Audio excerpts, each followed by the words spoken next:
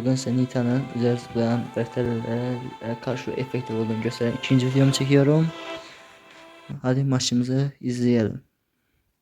Burada zıplayan derken üzerimize koşan Bull'u göstereceğiz.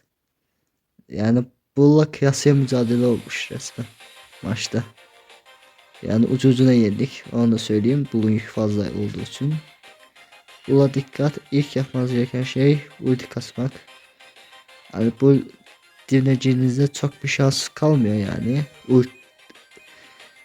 Bull'u yemek istiyorsunuzsa hiper ayı özelliğiyle kalkan aksesuarı seçmeniz gerek. Nita'da ultiniz varsa hiper şarj ulti yani. Hiper şarj ulti kalkan aksesuar ve hiper ayı yüzücü olmazsa yani dibinize giren Bull'u yemek biraz zor.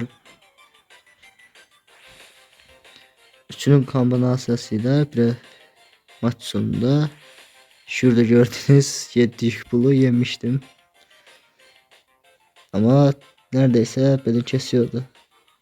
Onu da söyleyeyim. Challenge'in yanına gittiğimiz zaman şimdi Challenge üzerimize atacak ve ayı tarafından öldürecek.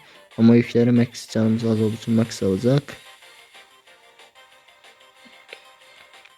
Max aldıktan sonra üzerimize yaptığı salaksı bir hareket sonucunda ölecek. Hiper şarj ayını bıraktık ki yenileme ihtimalimiz var diye. Ayı buldu. Bu blokladı. Ucu ucuna yendik. Ancak hiper ayımız, hiper şarjı, hiper ayı özelliğimiz olmasaydı bunu biraz zor yenerdik.